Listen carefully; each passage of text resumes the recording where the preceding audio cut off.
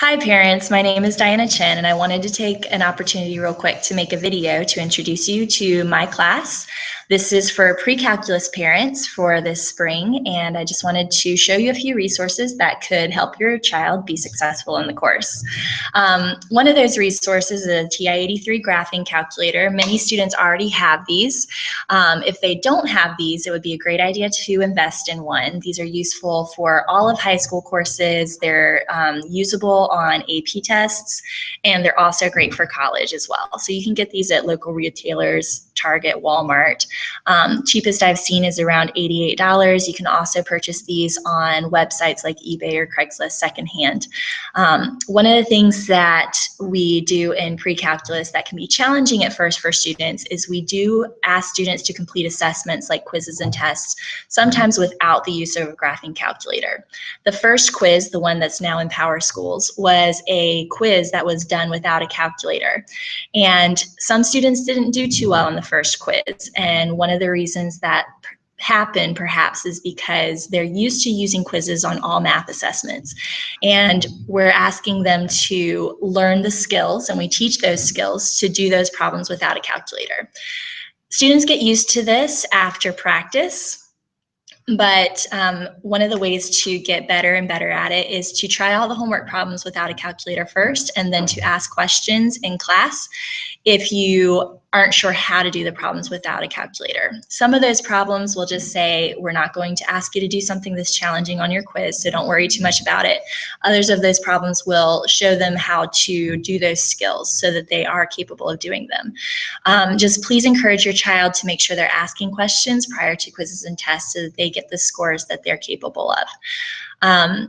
We do have lots of different ways to ask questions in this class besides raising your hand the traditional way.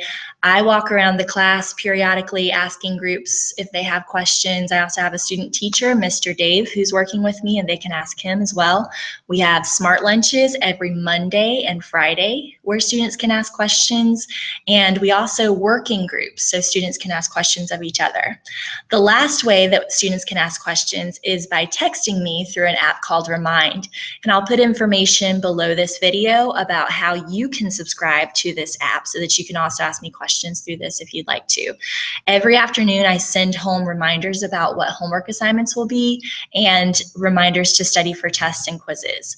I also send home every day an ACT question of the day. So that's a way for students to brush up on their ACT skills and also earn some student engagement points when they get 5 correct. So a lot of students will be taking the ACT if they haven't already in the next few months, so we want them to be prepared for the math side of those. I wanted to take a chance also to show you our class website, and if you'll just bear with me, I'm going to try to share my screen with you.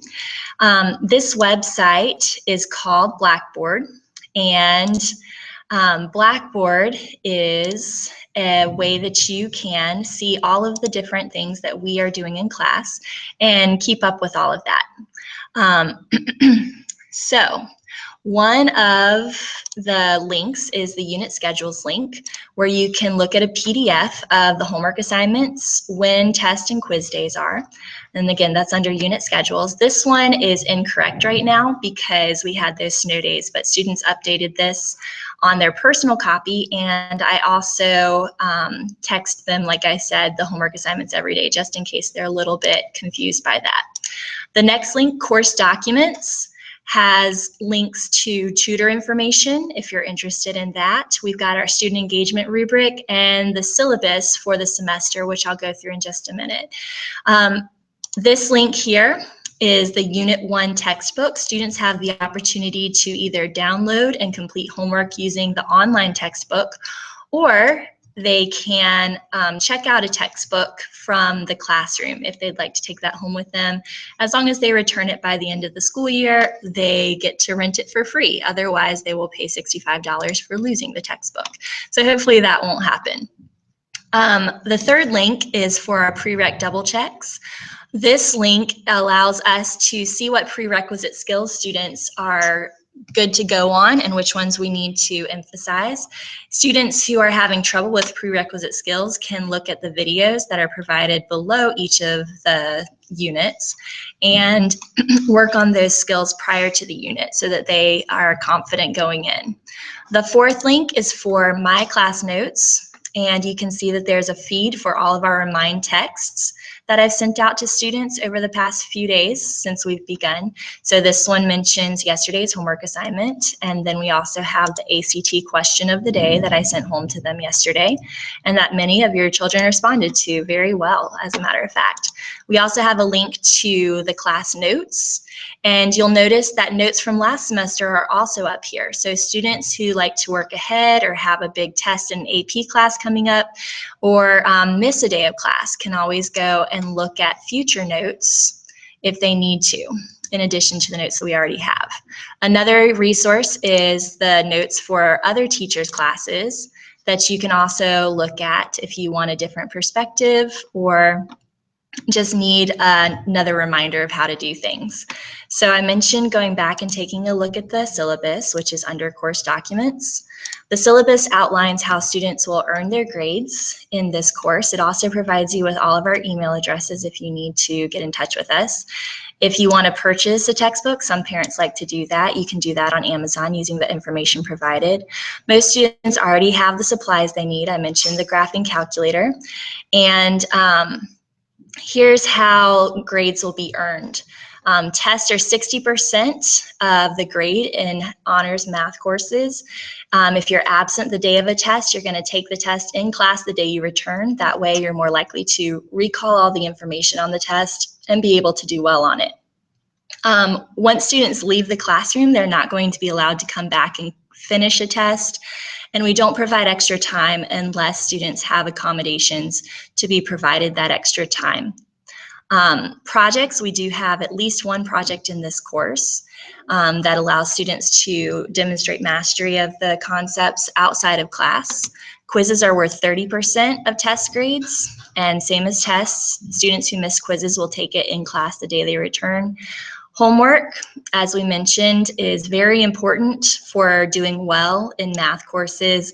Math is one of the courses where students will have homework almost every night, and it's going to be very important that they complete that.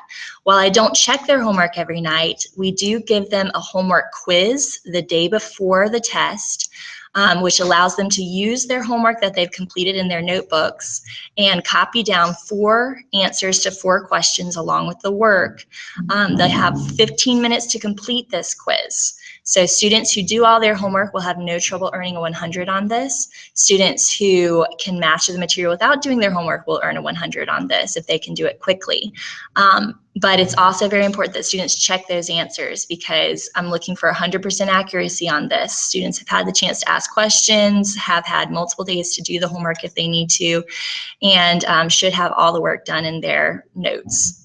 Student engagement is 5% of their grade, and there's a rubric for how to earn those points by doing things just to help them do better in class, including quiz corrections, test corrections, and rewriting their notes in interesting ways so that they can remember the material.